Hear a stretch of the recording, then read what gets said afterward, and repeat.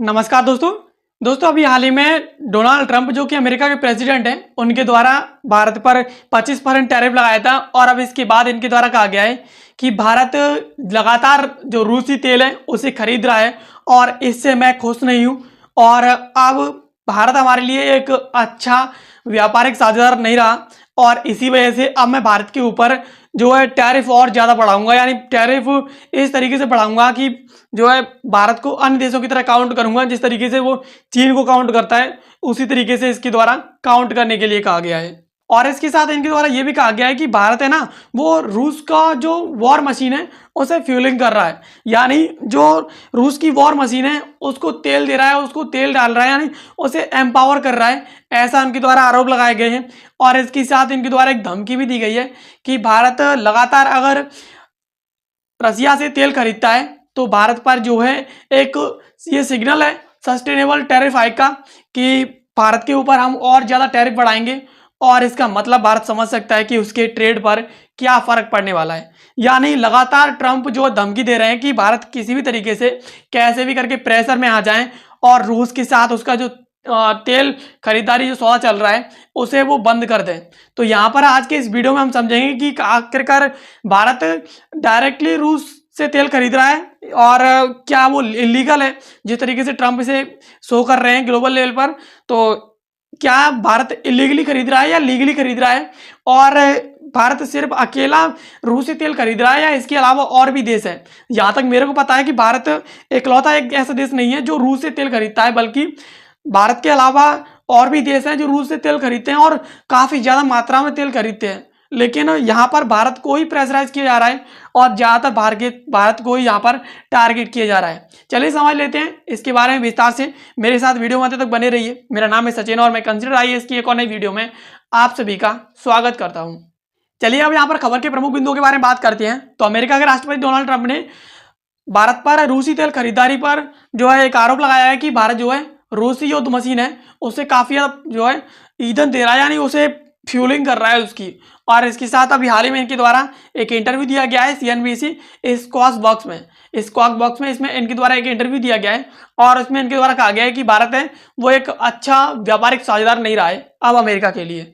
यानी इनने कहा कि भारत जो है रूसी युद्ध मशीन को फ्यूल कर रहा है, उसे पावर दे रहा है और अब भारत जो है हमारे लिए एक अच्छा व्यापारिक साझेदार नहीं रहा और अब उनके पास किसी भी देश की तुलना में सबसे अधिक टैरिफ है। यानी अब भारत के लिए, और यानी भारत, उनका कहना है कि भारत जो अमेरिका पर टैरिफ लगाता है और इसी वजह से उन्होंने कहा है कि भारत ने उनके साथ जो 25% टैरिफ पर समझौता किया है। लेकिन मेरा मानना है कि मैं अगले 24 घंटे में इसे काफ़ी बढ़ाने जा रहा हूं क्योंकि वे रूस से तेल खरीद रहे हैं। यानी अमेरिका चाहता है कि भारत जो है रूस से तेल ना खरीद के हमसे तेल खरीदे, यूरोपियन जो कंट्रीज है उनसे तेल खरीदे और रूस को जो है अकेला छोड़ दे।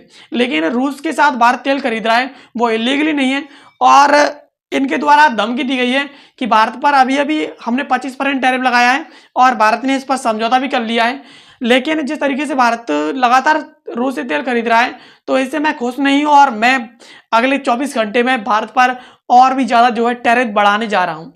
अब यहाँ पर एक चीज़ जो कि आपको बहुत ज़्यादा जानना ज़रूरी है कि क्या जो रूसी तेल है उस पर पश्चिम में प्रतिबंध है या फिर भारत पर ये प्रेशराइज कर रहे हैं उसे ना खरीदने के लिए। तो इसकी हकीकत की बात करें तो ईरान और इसके साथ वेनेजुएला की तरह ही रूस भी पूरी तरीके से प्रतिबंधित नहीं है। यानी ईरानी जो ऑयल है उसके साथ वेनेजुएला और जो रूसी ऑयल है उस पर पूरी तरीके से प्रतिबंध नहीं है। हालांकि G7 की जो कंट्रीज़ हैं, यूरोपीय संघ, पश्चिमी देश हैं, इसमें आते हैं तो इनके द्वारा रूस का जो तेल का प्राइस कैप है उस पर जो कैप लगा दिया गया है, यानी इसे थोड़ा सीमित कर दिया गया है।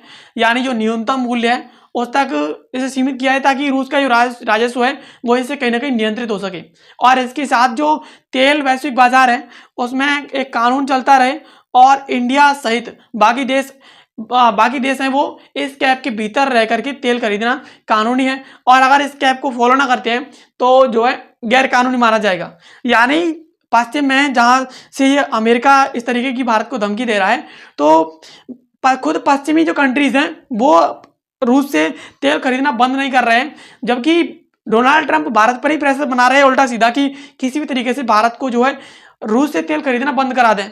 अगर भारत से रूस से तेल खरीदना बंद कराते हैं तो ये G7 की कंट्रीज है, यूरोपियन जो कंट्रीज है, जिनके द्वारा इस तेल पर जो है कैप लगाया गया है, इस तेल को जो है सीमित किया गया है ताकि रूस का जो राजस्व है वो नियंत्रित हो सके। तो इन जो कंट्रीज हैं इनसे भी जो तेल खरीदना बंद कराना चाहिए, लेकिन नहीं, इन्हें तो सिर्फ भारत दिख रहा है कि भारत को कैसे भी करके भारत की अर्थव्यवस्था को कमजोर करने के लिए कि वो 3rd नंबर पर पहुंच गया है, वो 4th नंबर पर पहुंच गया है, तो कैसे भी करके इसे 3rd नंबर पर पहुंचने से इसे रोका जाए।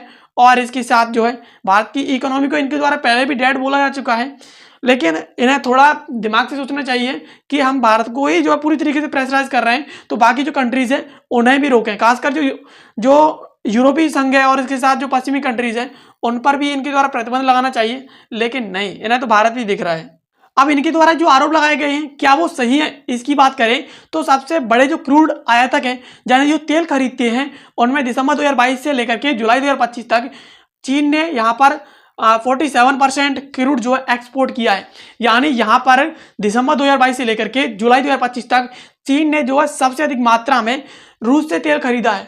और यही भारत की बात करें तो 38% के लमसम भारत ने यहाँ पर तेल खरीदा है। और इसके साथ जो यूरोपीय कंट्रीज है, तुर्की है, इनके द्वारा यहाँ पर 6% से लेकर के 6.6% के करीबन इनके द्वारा जो है तेल खरीदा गया है। इससे एक बात तो तय होती है कि यहाँ पर भारत अकेला नहीं है जो रूस से तेल खरीद रहा हो, यहाँ पर चीन भी सबसे बड़ा खरीदार है जो कि रूस से तेल खरीदता है। लेकिन यहाँ पर चीन पर जो है ये प्रतिबंध नहीं लगा सक रहे हैं और चीन पर जो है टैरिफ पहले से लगा चुके हैं, लेकिन ये पूरी तरीके से जो है भारत को प्रेशराइज कर रहे हैं कि कैसे भी करके भारत को रोका जाए रूस से तेल खरीदने के लिए। भारत रूस से सिर्फ और सिर्फ तेल ही खरीदता है या इसके अलावा गैस भी खरीदता है, इसकी बात करें तो इसका सीधा जवाब होगा कि भारत रूस से गैस बिल्कुल भी नहीं खरीदता है। और जो लोग गैस खरीदते हैं उनमें आते हैं यूरोपियन कंट्रीज, जो EU है उसके कंट्रीज आते हैं।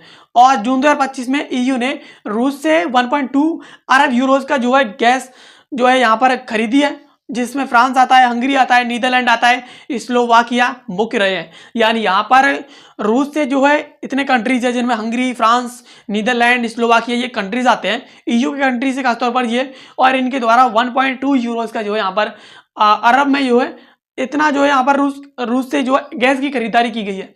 इसके साथ भारत रिफाइंड जो है पेट्रोलियम उत्पाद भी खरीदता है। अगर यहाँ पर ये सवाल आता है तो इसका सीधा जवाब होगा नहीं। और इसके जो है काउंटर में आए तो भारत रिफाइंडेड जो है उत्पाद नहीं खरीदता है, जबकि रूस से तुर्की 26% और इसके साथ चीन, ब्राजील जैसे कंट्रीज हैं वो यहाँ पर जो रिफाइंड पेट्रोलियम है वो भी खरीदते हैं। यानी भारत सिर्फ और सिर्फ रूस से पेट्रोलियम जो ऑयल है वही खरीदता है सिर्फ और सिर्फ। और इसके साथ यूरोपियन जो कंट्रीज हैं वो गैस खरीदते हैं और इनके द्वारा जून 2025 तक ही जो है इनके द्वारा 1.2 अरब यूरोज का जो है गैस खरीदी गई है। इसके साथ रिफाइंड जो पेट्रोलियम है, भारत अपनी जो भी ऑयल खरीदता है, कच्चा तेल खरीदता है, उसे भारत खुद अपने नयारा एनर्जी संयंत्र और इसके साथ जो और भी संयंत्र हैं उनमें डाल करके खुद भारत रिफाइन करता है। जबकि अदर कंट्रीज है जिनमें चीन, ब्राजील जैसे कंट्री आते हैं और तुर्की आता है खासतौर पर, और ये कंट्रीज हैं वो रिफाइंड ऑयल खरीदते हैं, रिफाइंड पेट्रोलियम खरीदते हैं रूस से। तो इन पर इतना ज़्यादा डोनाल्ड ट्रंप जो प्रेशराइज नहीं कर रहे हैं जितना वो भारत को कर रहे हैं और भारत को इतना ज़्यादा टारगेट कर रहे हैं। अब इसके साथ यहाँ पर एक सवाल ये उठ करके आता है कि क्या भारत जो है नियमों का उल्लंघन कर रहा है, तो इसका जवाब होगा सीधा सा बिल्कुल भी नहीं। और G7 के जो प्राइस कैप है भारत उनको फॉलो करता है और वह सीधे रूस की सरकार से तेल नहीं खरीदता बल्कि अंतर्राष्ट्रीय जो ट्रेडर्स हैं उनसे तेल खरीदता है। शिपिंग इंश्योरेंस भी वैश्विक मानकों के अनुरूप ही है। यानी भारत जो है बिल्कुल भी जो रूल्स हैं EU के और जो बाकी कंट्रीज के जो रूल्स हैं, बाकी संघों के रूल्स हैं, उनको बिल्कुल भी उनका उल्लंघन नहीं कर रहा है। G7 की जो कंट्रीज है उनका जो रूल्स है, प्राइस कैप है, उसे ही भारत जो पूरी तरीके से फॉलो कर रहा है और सीधा जो है रूस की सरकार से तेल नहीं खरीदता है बल्कि अंतर्राष्ट्रीय ट्रेडर्स हैं उनके वहीं से तेल खरीद रहा है। और जो शिपिंग इंश्योरेंस है वो भी भारत का जो वैश्विक मानक है जो तय कर रखे हैं उनके अनुसार ही चल रहा है। तो यहाँ पर ये सवाल तो बिल्कुल भी जायज़ है कि भारत जो है बिल्कुल जो है नियम है उनका उल्लंघन नहीं करता है, एक लीगल तरीके से तेल खरीद रहा है। अब भारत का जो व्यापार है वो वैश्विक ऊर्जा स्थिरता में काफ़ी ज़्यादा योगदान दे रहा है, तो इसका समर्थन भी किया है। कई अमेरिकी जो अधिकारी हैं उनके द्वारा ये माना गया है कि भारत की जो खरीद है वो वैश्विक तेल बाजार में स्थिरता ला रही है। नवंबर 2022 में US जो ट्रेजरी सचिव हैं उनके द्वारा कहा गया था कि हम खुश हैं कि भारत जो है तेल खरीद रहा है। और मई 2024 में भी अमेरिकी राजदूत एरिक गारसेती ने कहा था कि भारत ने डिलीवर किया है कि और इसके साथ प्राइस स्पाइक नहीं किया है, और यह संदेश दिया है कि बिजनेस टुडे में ये लिखा गया है। यानी यहाँ पर भारत के द्वारा सीधा सा जो एक वैश्विक ऊर्जा जो स्थिरता है, व्यापार है, उसमें भारत के द्वारा योगदान दिया जा रहा है। भारत तेल खरीद रहा है, तो इसी वजह से कहीं ना कहीं जो मार्केट में जो प्राइसेस हैं वो इस ऑयल के और इन चीज़ों के, तो वो कहीं ना कहीं स्थिर है। और इसको लेकर के यूएस की जो खासकर यूएस की जो ट्रेजरी सचिव हैं और जो राजदूत हैं, उनके द्वारा ये चीज़ मानी गई है कि भारत जो है सही कर रहा है, वो कहीं ना कहीं इस चीज़ को स्थिर करने में अपना योगदान दे रहा है। अब यहाँ पर भारत के खिलाफ जो पश्चिमी देश हैं उनकी दोहरी नीति क्या है उसकी बात कर लेते हैं। तो भारत ने स्पष्ट किया है कि ईयू और अमेरिका भी रूस से व्यापार करते हैं, और जबकि केवल भारत को ही यहाँ निशाना बनाया जा रहा है। यानी भारत ने यहाँ पर एक चीज़ स्पष्ट की है कि अमेरिका का व्यापार जो सीधा रूस से चल रहा है, और इसके साथ यूरोपियन यूनियन है उसका भी व्यापार रूस से चल रहा है। तो अमेरिका खुद को क्यों नहीं रोक रहा है, भारत को ही क्यों टारगेट कर रहा है? तो इसके पीछे काफ़ी वजह भी रही हैं। EU रसिया का जो कुल व्यापार है वो 2024 में 67.5 अरब यूरोज का रहा है, और जबकि भारत रसिया का जो व्यापार है वो 68.7 बिलियन डॉलर का रहा है। यानी तकरीबन माने तो 63 यूरोज का रहा था, और लगभग दोनों का स्तर बराबर ही है। और EU ने हंगरी, स्लोवाकिया और इसके साथ स्केंस रिपब्लिक को भी रूस से पाइपलाइन तेल निर्यात की अनुमति दी है, साथ ही LNG आयात जारी रखा है। यानी यहाँ पर कहीं ना कहीं EU के द्वारा भी हंगरी, स्लोवाकिया और जो स्केंस रिपब्लिक है इनके द्वारा भी यहाँ पर पाइपलाइन के जरिए तेल खरीदा जा रहा है सीधा सा, और LNG का जो निर्यात है, आयात है, वो भी इनके द्वारा जारी रखा गया है। और जहाँ तक EU रसिया के साथ, अमेरिका रसिया के साथ खुद दोनों के दोनों व्यापार कर रहे हैं, और भारत को ये प्रतिबंधित करना चाहते हैं, और भारत के लिए खासतौर पर धमकी दे रहे हैं कि हम अपना जो मार्केट है भारत के लिए पूरी तरीके से बंद कर देंगे। तो कहीं ना कहीं भारत को काफ़ी ज़्यादा दिक्कतों का जो है यहाँ पर सामना करना पड़ेगा। अब हाल ही में जो ट्रम्प के द्वारा बुराई की गई है कि भारत जो है रूसी युद्ध मशीन को फ्यूलिंग कर रहा है, उसे तेल दे रहा है, ईंधन दे रहा है, और भारत जो नियमों का उल्लंघन कर रहा है। तो यहाँ पर कहीं ना कहीं तीव्रतम जो नीतिगत जो प्रतिक्रिया है वो ये नज़र आती है, और कहीं ना कहीं भारत जो है पूरी तरीके से किसी भी नियम का उल्लंघन नहीं कर रहा है, और ना ही रूस की फ्यूलिंग कर रहा है कि उसे तेल दे रहा हो। भारत के लिए सब कंट्रीज है वो एक समान है, और यहाँ पर असलियत ये है कि भारत जो है अकेला एक देश नहीं है जो वैश्विक नियमों के भीतर रह करके खरीदारी कर रहा है। यहाँ पर चीन भी है, सबसे बड़ा खरीदार है जो कि तेल खरीद रहा है, और पश्चिम की जो आलोचना है वो कहीं ना कहीं असंगत है, और वो अपना अपना भला चाहता है इसमें। और इसके साथ जो है यहाँ पर दोनों जो मापदंड है उन पर आधारित है। यानी अमेरिका किसी ना किसी तरह से भारत पर प्रेशर बना करके उसे चाहता है कि वो जो है भारत के ऊपर इतना प्रेशर बना दे कि भारत जो है रूस के साथ जो ट्रेड है बिल्कुल छोड़ दे। लेकिन भारत अपने हित के लिए और वैश्विक बाजार के हित के लिए ऐसा बिल्कुल भी नहीं करने वाला। अब यहाँ पर एक छोटा सवाल है, इसका जवाब आपको कमेंट बॉक्स में देना है। सवाल है वेंट क्रूड और इसके साथ जो वेस्ट एक्साइज है, इंटरमीडिएट है, यानी WTI है, ये क्या है? तो आपके पास विकल्प है। विकल्प ए है तेल शोधन की तकनीकें, विकल्प बी है अंतर्राष्ट्रीय तेल कीमतों के मानक यानी बेंचमार्क होते हैं वो, और इसके साथ विकल्प सी है आपके पास जो प्राकृतिक गैस भंडार प्रणाली है वो है, और इसके साथ विकल्प डी आपके पास समुद्री तेल परिवहन मार्ग। यानी WTI क्या चीज़ है, इसका जवाब आपको कमेंट बॉक्स में देना है। और ये पूरा का पूरा न्यूज़ पर आधारित सवाल है, तो इसका जवाब आप आसानी दे सकते हैं।